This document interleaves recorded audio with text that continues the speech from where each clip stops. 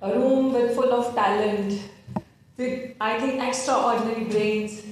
I must congratulate to all of you. क्या कर दिया यार, क्या कर दिया है। ये भाषण कम, और मुझे लगता है कि I feel very small in front of you all today, क्योंकि मैं करने में ज़्यादा विश्वास रखती हूँ, कहने में कम। और कहीं ना कहीं मुझे ये लग रहा है कि क्या कर दिया है आपने। इतनी स्ट्रॉन्ग वॉइस ऑफ डिसेंट, ऐसा आर्ग्यूमेंट, ऐसी पढ़ाई करना, ऐसे इंटेलेक्चुअल्स आपके बीच में से निकल के आ रहे हैं, ऐसे आर्ग्यूमेंट्स कि आज आपने सरकार को इस लेवल पे ला दिया कि असली में अगर आप रियलिटी देखो तो सरकार डर रही है, सरकार डर चुकी है। ये सब क्लासिफिकेशन करना, ये हमें तोड़ना, वर्गीकरण करना, इसके पीछे साजिश नहीं है, क्लियर कट है जो हमें दिख रहा है। जो 7 जजेस का बेंच, जिसे मैं कहूंगी बाबरी मस्जिद का बेंच, मैं क्लियर हूँ? क्लियर है सबको? बाबरी मस्जिद का बेंच, कि उसमें भी क्लियर है ना भाई, उसमें भी वो बेंच जो था उसके पीछे कौन था वो सबको पता है, और इस बेंच के पीछे कौन है ये भी सबको पता है, और सबने देखा है। ये बेंच किसका दिया हुआ फैसला पढ़ रहा था और किसके दिए हुए फैसले पे जजमेंट दिया, कहाँ से वो जजमेंट आया, किसने दिया, ये हमें बहुत अच्छे से पता है। और हमारी, मुझे तो अपने आप को देखकर, अपनी आवाज़ को देखकर, आप सबको देखकर बड़ी हिम्मत नजर आई। जैसे मेरे से पहले स्पीकर, सबसे पहले स्पीकर आए मुझसे जब राजेंद्र सर बोल रहे थे, तो उन्होंने कहा कि सरकार के पास क्या प्रोसीजर है, क्या करेगी, कैसे क्लासिफिकेशन करेगी, 1200 कुछ जातियां हैं, कैसे तोड़ेगी और कैसे डिवाइड करेगी, कैसे बताएगी कि किस जाति को क्या नहीं मिला। पर मुझे लगता है कि हमारे पास प्रोसीजर है, मेरे पास प्रोसीजर है, और अगर ये प्रोसीजर आप सब लोग मेरे साथ मानो तो जो लास्ट में स्पीकर बोलता है ना, उसके लिए फायदा होता है कि सबने फैक्चुअल डेटा दे दिया, सबने अपनी अपनी बात कर दी, सबने सब कुछ कर दिया, दोहराने की जरूरत नहीं है। अब बात करते हैं कि किस तरीके से इस प्रोसीजर जो है वो सरकार को दिया जाए। क्लासिफिकेशन करनी है, आपने कह दिया कि एक वर्ग हमारे अंदर जिसने सब कुछ प्राप्त कर लिया, एक कास्ट है जो सबका हक खाकर बैठी है, जिसके पास सब कुछ है, नौकरी है। पहली बात है, ये बात ही पूरी कंप्लीटली अनकॉन्स्टिट्यूशनल है। बाबा साहब ने या हमारे संविधान के अंदर जो रिजर्वेशन है उसका बेसिस कभी भी इकोनॉमिक्स नहीं था, उसका बेसिस कभी भी पैसा नहीं था, उसका जो बेसिस था, उसका जो मूल था सिद्धांत, वो सिर्फ जो सोशली और एजुकेशनली पीछे छूट चुके हैं लोग, बैकवर्ड रह चुके हैं, उनको आगे लाना। उसका मतलब ये नहीं था कि हाँ मैं आपको रिजर्वेशन दे रहा हूँ, मैं आपको आईएएस बना रहा हूँ, मैं आपको डॉक्टर बना रहा हूँ, तो आपके अकाउंट में इतना पैसा आएगा तो आपकी स्थिति अच्छी हो जाएगी और फिर इसके बाद आपकी आने वाली नस्लों को रिजर्वेशन की जरूरत नहीं है। इसका मतलब ये नहीं था। सोसाइटी के अंदर अगर मेरा बाप आईएएस है या मेरा बाप डॉक्टर है, तो क्या आप मुझे उन गंदी निगाहों से देखना बंद कर दोगे? आप मुझे मेरे साथ छुआछूत जातिवाद करना बंद कर दोगे? आप मेरे साथ जो सोसाइटी के अंदर हाल होता है कि अगर आप जितनी पोजीशन पे जाते हो उतना आप इनकी आंखों में खटकते हो। आपने हाल ही में, मुझे लगता है मेरा आंदोलन सबने ही देखा होगा, जो बहुत बार हम चिल्ला चिल्ला के कहते हैं कि जब हम उस लेवल पे पहुंच जाते हैं, जब हम अपनी आवाज उठाते हैं, तब हम we become more glaring to their eyes.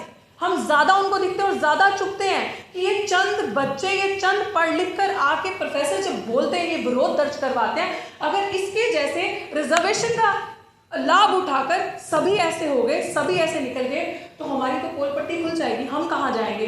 लेकिन शायद वो ये भूल चुके हैं कि रिजर्वेशन लेने वाले we are not the first ones. हमसे पहले 3000 साल का रिजर्वेशन, 100% रिजर्वेशन, वैदिक रिजर्वेशन किसने लिया था? किसको अधिकार था पढ़ने का? किसके दादा बाबा, किसके दादा सीजीआई है? कौन खुद सीजीआई है? किसका बेटा जज है? मेरा दादा तो नहीं है, मेरा बाप तो नहीं है, मैं तो नहीं हूं। तो फिर 100% कोलेजियम सिस्टम से बैठने वाले कौन है? तो मुझे लग रहा है कि मेरे पास कुछ टेक्निकल पॉइंट्स हैं जो मैंने हाल ही में अपने मीडिया के साथियों के साथ जंतर मंतर पे 21 अगस्त को शेयर किया था। आप सब इंटेलेक्चुअल्स हैं और आप वाकई में क्रीमीलेयर नहीं, क्रीम है, इसलिए वो आपसे डरते हैं। और मुझे ऐसा लग रहा है कि हम लोग, ये लोग बहुत छोटे हैं, ये नहीं सोचने की जरूरत है। हाँ, ये वक्त बिल्कुल इमरजेंसी का दौर है, और ये इमरजेंसी का दौर क्यों लागू हो चुका है आज? क्योंकि जो निकम्मे, निठल्ले, बोल सकती हूँ, जो चीप मेंटालिटी के है ना, बोलना चाहिए, क्योंकि ये जो कैमरास यहाँ पे लगे हैं ना, हाँ जोर से। ये जो कैमराज, ये वाले नहीं, ये जो कैमराज यहाँ पे लगे हैं ना, ये कैमरा सीधे जाते होंगे आरएसएस की शाखाओं में, ये मोदी के दफ्तर में, और दिखाते होंगे कि किस स्पीकर ने क्या कहा। क्या पता वो सोशल मीडिया देखते या नहीं देखते, लेकिन उनको उनकी औकात समझ में आनी चाहिए। ये इमरजेंसी का दौर जो आज लगा है, ये किसकी वजह से लगा है? ये उनकी वजह से नहीं जो कभी हमारे लिए खड़े नहीं हुए। ये उनकी वजह से नहीं लगा कि जब हमारी बहन बेटियों का रेप होता था, जब हमारे लोग मरते थे, तो शमशान घाट में ये कहते कि ऊंची जात वालों का यहाँ आपकी अर्थी जलाई नहीं जा सकती, यहाँ आपको दफनाया नहीं जा सकता। जब हमारा बच्चा घोड़ी पे चढ़ता था, मूंछ रखता था, तो उसको घोड़ी पे बैठने नहीं दिया जाता था। जब हमारा बच्चा पानी की आस में घड़े से पानी पीता था, उसको मार दिया जाता था। ये वो लोग जो हमारे लिए तब आके नहीं लड़ते थे। ये इमरजेंसी का दौर उन लोगों के लिए नहीं है। ये इमरजेंसी का दौर जो लगा है आज, ये हमारे अपने निकम्मे निठल्ले लोग जो सांसद बन के भाजपा में बैठे हैं, उनकी चुप्पी, उनकी गुलामी, उनकी चाटुकारिता की वजह से आज हम ये सब सह रहे हैं। आज हम सबके कंधों पे ये बड़ी जिम्मेदारी है। And to be very honest, forget that there is opposition in the country, because opposition plays dirty politics. Opposition picks and choose things for their own benefits. कि ये मसला अगर हमें सूट कर रहा है, हमारे पॉलिटिकल प्रोपेगेंडा को सूट कर रहा है, तो हम इस मसले को उठाएंगे। अगर कोई दलित बच्चा मर जाता है, अगर हमारा इंस्टीट्यूशनल मर्डर हो जाता है, ये सुसाइड हो जाती है, it is very easy for the opposition. आओ ना, मोमबत्ती तो जलानी है, डफली तो बजानी है, 4 नारे तो लगाने हैं, so you will get a political limelight. I am right Ashutosh? ऐसा होता है। तो जब जीते जी आप विरोध करते हो और अपनी बात रखते हो, आप मैदान में खड़े होते हो, तब ये लोग आपके साथ नहीं आएंगे। तो ये आपके ऊपर बहुत बड़ी और मेरे पर रिस्पॉन्सिबिलिटी है that we are the real voice of the opposition and the voice of dissent in today's time. हम लोगों पे जिम्मेदारी है। एंड आई थिंक मेरे कंधे इतने मजबूत हैं कि ना मैं जेल से डरती हूँ, ना मैं इनकी खोखली धमकियों से डरती हूँ, ना मैं इनकी रेप की धमकियों से डरती हूँ, क्योंकि मुझे इतना पता है कि मैं इतनी सक्षम हूँ। और मैं अपने साथ जो हमारी टीम भी है, और हम अपनी महिलाओं को ये सिखाते हैं कि अगर मुझे कोई उंगली लगा के छुएगा तो मैं वो उंगली नहीं, मैं पूरा हाथ वापस लेकर आऊँगी। इतना दम मैं अपने आप में रखती हूँ और मैं सरकार से लड़ना जानती हूँ। और मुझे यही लगता है कि ये चंद लोग, जब हम घर वापस इस ऑडिटोरियम के बाहर जाएंगे और हम यहाँ से एक मैसेज लेकर जाएंगे कि अब हम जो लोग विभाजन करने की, डिवीजन करने की हमारे अंदर कोशिश कर रहे हैं, हमें तोड़ा जो जा रहा है, हमें जो आपस में बांटा जा रहा है, चलो कसम खाते हैं, ये जो आज हिंदू वाहिनी वाले लोग, ये जो आज करनी सेना वाले लोग, हमारे समाज के लोगों को एक वर्ग, जो हमारे समाज का सबसे मेहनतकश वर्ग, जैसे वाल्मीकि समाज या धनक समाज कहते हैं, जो सबसे, मैं कहती हूँ लोगों से कहते हैं कूड़े वाले, नो दे आर सफाई वाले। कूड़े वाले तो हम हैं, गंदगी तो हम फैलाते हैं। सफाई करने वाला वर्ग जो सबसे मेहनत का काम करता है, उसके ऊपर सबसे बड़ी गाज जो गिरी है। हर दिन देखो, तीसरे दिन दिल्ली जंतर मंतर या दिल्ली के किसी मंत्री के ऑफिस के बाहर वो धरना लगा के बैठे होते, भैया नौकरी पक्की कर दो, भाई ठेकेदारी प्रथा हटा दो, हमारी जो नौकरी है 4th ग्रेड 3rd ग्रेड जो भी है इसको पक्का कर दो। सरकार ने नहीं किया ना, आपने पक्का नहीं किया, और आप ये कह रहे हो कि आपका हक ये वाली जाति वाले लोग खा गए। इन लोगों के लोग पढ़ के IAS बन गए, डॉक्टर बन गए, XYZ बन गए, लेकिन ये आपका हक खा गए। हम हक नहीं खाए, हमने हक नहीं खाया। सरकार ने जो उनका हक अधिकार बनता था, जो 12वीं पास तक फ्री एजुकेशन का जुमला दिया, वो 12वीं पास तक नहीं चाहिए। 12वीं पास किया हुआ बच्चा IAS नहीं बन सकता, 12वीं पास किया हुआ बच्चा बड़ी बड़ी पोजीशंस पे जाकर नहीं बैठ सकता। उनको free higher education till PhD और whatever they want to do, वहां तक उनको फ्री एजुकेशन मुहैया कराया जाए, नंबर 1। ये मेरा पहला सुझाव है, जिसके लिए ये ध्यान से सुनना, हम नहीं, हम सेकेंड में खड़े होंगे, सेकेंड लाइन में। पहली लाइन में कौन खड़ा होगा? भारत की जो आज वर्तमान सरकार है, वो भ्रष्ट जनता party which is BJP, Bharatiya Janata party, वो दूसरे नंबर पे खड़े होंगे हिंदू सेना, करनी सेना, व्हाटएवर द सेना, the so called anti social elements, जो इनके संगठन है, वो जो आज हमारे समाज के लोगों को उकसा रहे हैं और आपस में लड़ा रहे हैं, वो हमारा अधिकार मांगेंगे बैकलॉग का। नौकरी हमने नहीं खाई, हमें NFS किया। हमें जब हम इंटरव्यू देने जाते हैं, अब बेंच फुल ऑफ लिटरली वो खुद नॉट सूटेबल लोग हैं जो हमारा इंटरव्यू लेते हैं, वो खुद जुगाड़ से, वो खुद लोगों के गॉडफादर अंदर बैठे होते हैं जो वहां बैठ के हमारा इंटरव्यू ले रहे होते हैं, और वो खुद सूटेबल नहीं है उस पोस्ट पे बैठने के, पढ़ाने के। अगर गॉडफादर ना हो इंटरव्यू के अंदर, तो ये लोग सिलेक्शन कमेटी से पास ही नहीं हो सकते। ये रियलिटी है इंस्टीट्यूशंस की। और ये लोग हमें नॉट फाउंड सूटेबल करके अभी हाल ही में political science department Delhi university में एक ओबीसी पोस्ट पे इंटरव्यू था, एनएफएस कर दिया। सबसे ज्यादा धांधली जो हो रही है सोशल, ये स्कूल ऑफ ओपन लर्निंग जो है वहां पे सबको एनएफएस किया जा रहा है। वो बहुत सोची समझी साजिश है।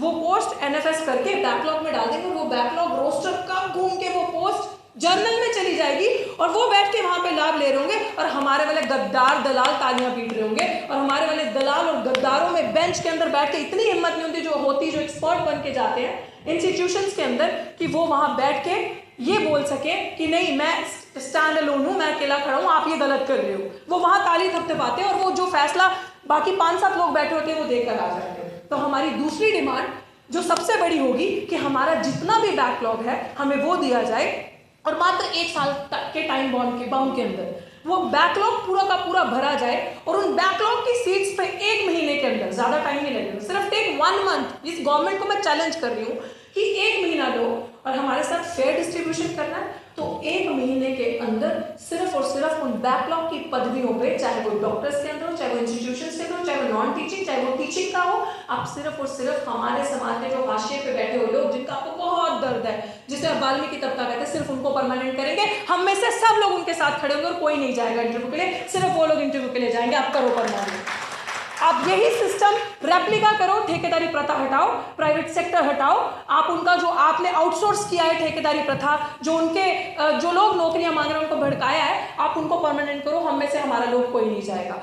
And the third most thing कि जो भाई चोरी के दरवाजे से आना, भाई हम में टैलेंट है, ठोक बजा के सीने में बोलते हैं 4 किताबें पढ़ी हैं भले, लेकिन पढ़ी बड़ी जबरदस्त तरीके से, जितना पढ़े उसको प्रैक्टिकल इंप्लीमेंट करने का जमीन पे दम रखते हैं। तो फिर चोरी के दरवाजे से क्यों आना? आईएएस बन के, सेक्रेटरी बन के सीधे आओ ना, बैठो ना, दो ना इंटरव्यू, तब आपको लेटरल एंट्री से चोरी से आना है।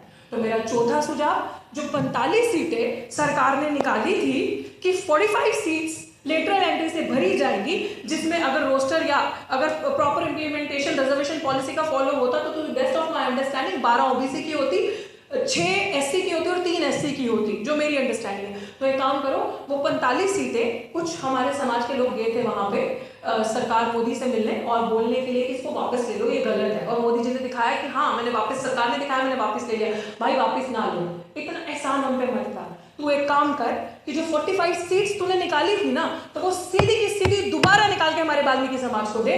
सेक्रेटरी लेवल पे, बड़े बड़े डायरेक्टर लेवल पे सिर्फ और सिर्फ अगर लोग होंगे तो वो हमारे होंगे, हम लोग नहीं जाएंगे। आप अग्री करते हो? आप अग्री करते हो इस पॉलिसी से? अग्री? तो हम नहीं लेंगे, आप उनको दो। सरकार करेगी, जहां देने की बात आती है वो देगी, करेगी। तो ये चीजें हैं जहां पे हक मारी करनी है, वहां पे करनी है। अब लास्ट चीज आ जाती है कोलैजियम सिस्टम से। जजेस आप आओ, आज 7-8 जजेस का बेंच बैठ गया कोलैजियम सिस्टम से। प्रथा चलती आ रही है सुप्रीम कोर्ट में, हमारा कोई बनता ही नहीं, हमारे कोई लोग ही नहीं, तो हमारे साथ जस्टिस कैसे होगा? उन्हीं के लोग, उन्हीं के जज। आज मैं तेरी बेटी को बनाऊंगा, कल तू मेरे बेटे को बना, दोनों के अंदर शादी होगी, रिश्ता, उसकी आगे जनरेशन, उनको ऐसा ही हो रहा है ना। कुछ गलत तो नहीं बोल रहे ना, बाद में करेक्ट कर लेना, यही है ना, यही चल रहा है। तो एक काम करो, कोलैजियम सिस्टम लागू करो, हमारे लोगों को सीधे सीधे जज बनाओ। और ये डिमांड्स हम लोग, मैंने पहले बताया, हम लोग सेकंड खड़े होंगे लड़ाई में, जंतर मंतर पे कॉल बेशक हम दे देते, लेकिन सेकंड पहले ये जो बीजेपी के सो कॉल्ड इंटेलेक्चुअल्स जिन्होंने ये तालियां बजा रहे हैं, हमारे लोगों को उकसा रहे हैं, लड़ाई करवा रहे हैं, हाल ही में भी हमारे एक साथी पर अटैक करवाया है, तो इस तरीके से फर्स्ट लाइन में ये लोग खड़े होंगे ये अधिकार मांगने के लिए, और दूसरी लाइन में हम लोग खड़े होंगे कि अगर ये भाग जाए तो लठ लेके भी तैयार रहना है ना वापस वहां बिठाने के लिए, तो वहां हम इनके स्वागत के लिए खड़े रहेंगे। सो दिस इज हाउ ये सारी चीजें, मुझे लगता है कि बेसिक बात यह है, क्योंकि देसी भाषा में हमारे जो समाज का पिछड़ा वर्ग जो पीछे रह गया हर हालत में, उसको समझाने की जरूरत है कि कहाँ आपके साथ ठगी हो रही है। मुझे ये लगता है कि जो पिछले 15-20 सालों से हम लोग सिविल सर्विसेज का एग्जाम, जो कि थोड़ा सा माना जाता था कि ये एक फेयर प्रोसीजर है, जो कि अब नहीं रहा। आपने नीट में देख लिया क्या हुआ, आपने देख लिया कि किस तरीके से लेटरल एंट्री से लोगों को घुसपैठ करवा रहे हैं। लेकिन जो एक फेयर सिस्टम माना जाता था, हमें लगता था कि ठीक है सिलेक्शन प्रोसेस सही है, उसमें इनको ये चीज लगी कि 15-20 सालों से जो दलित, आदिवासी और मुस्लिम समाज के बच्चे जो हैं, ये सिर्फ पास करके आ नहीं रहे, ये टॉप कर रहे हैं।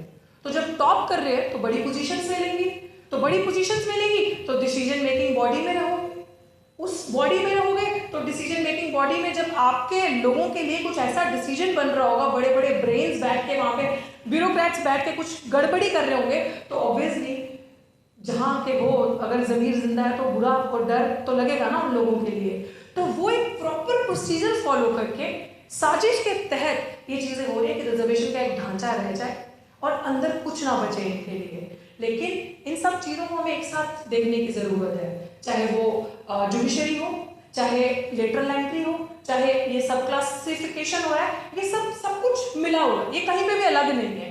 तो मुझे ये लग रहा है कि सब चीजों को समझते हुए आज इस इमरजेंसी के दौर में अगर हम अपनी जिम्मेदारियां, अपनी चीजें समझ लें, पे बैक टू सोसाइटी अम्बेडकर साहब ने कहा था, तो पे बैक टू सोसाइटी यही है कि अगर मेरे पास कोई गुण है, कोई समझ नहीं आ रही किसी को, कोई ग्रुप है, जैसे हाल ही में मेरी कुछ वाल्मीकि समाज के लोगों के साथ मीटिंग हुई, there were few ladies who are working on contractual basis सफाई कर्मचारियों के पोजीशंस पे। कल ही रात को इवेंट डिबेट हो रहा था, बात हो रही थी, तो उन्होंने मुझे कहा कि हम बहन जी की लड़ाई नहीं चाहते, हमारे समाज में ये जो डिवीजन क्रिएट हो रहा है हम नहीं चाहते हमारा समाज टूटे, बस हमें एक ही जो है सरकार ने सालों से ये लालच दिया हुआ है कि आपकी नौकरी पक्की हो जाएगी, और अभी हमें 15,000 रुपये मिलते हैं और हमें लगता है जब हम पक्के हो जाएंगे हमारी आर्थिक स्थिति बढ़ेगी तो हम आगे जाएंगे।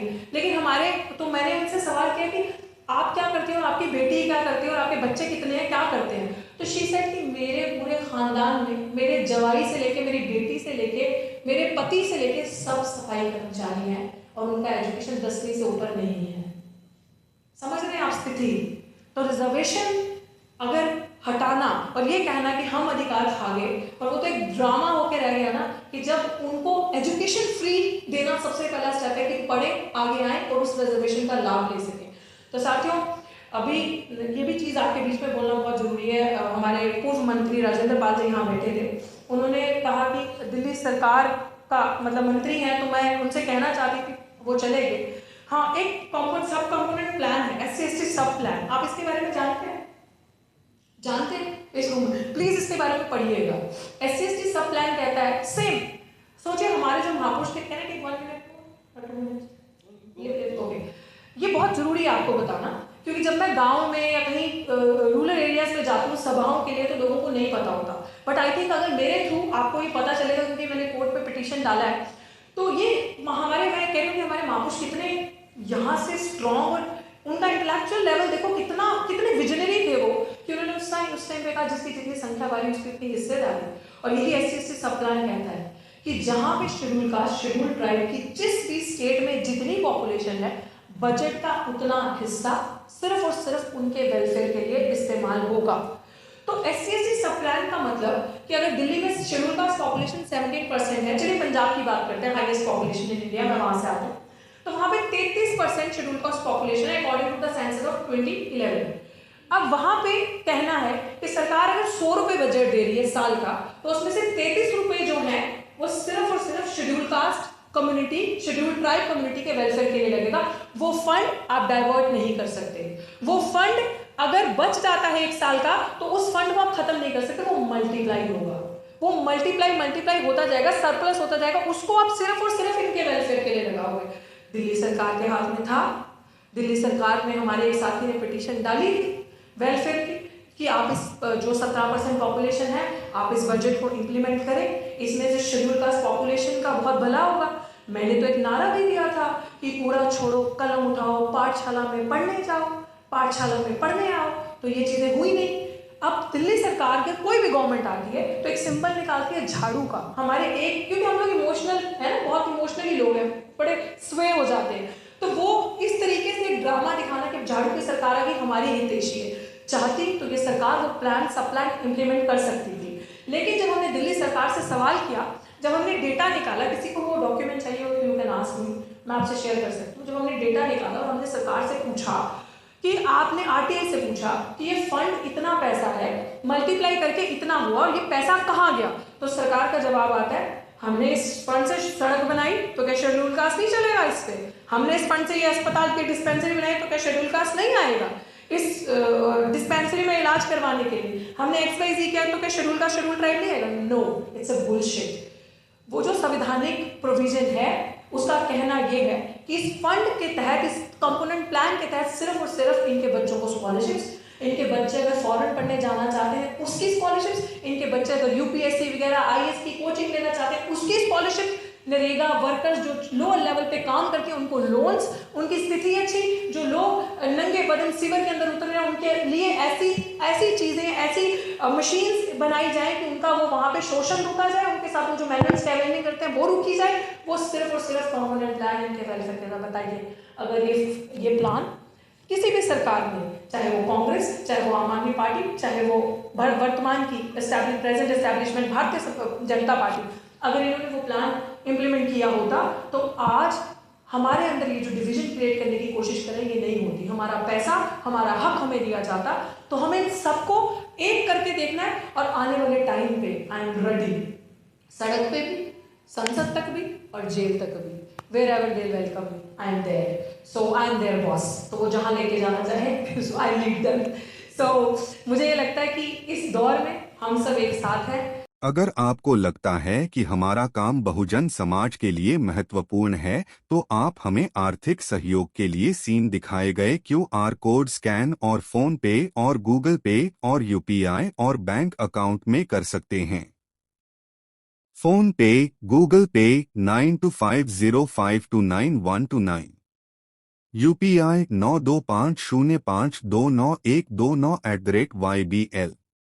Bank account state bank of India AC 104299462008, IFSC code SBIN 00066563। आपका छोटा से छोटा सहयोग समाज और हमें और मजबूत करेगा, जिससे हमें बहुजन पत्रकारिता में और निष्पक्ष बनाने में मजबूत करेगा। जय भीम, जय भारत।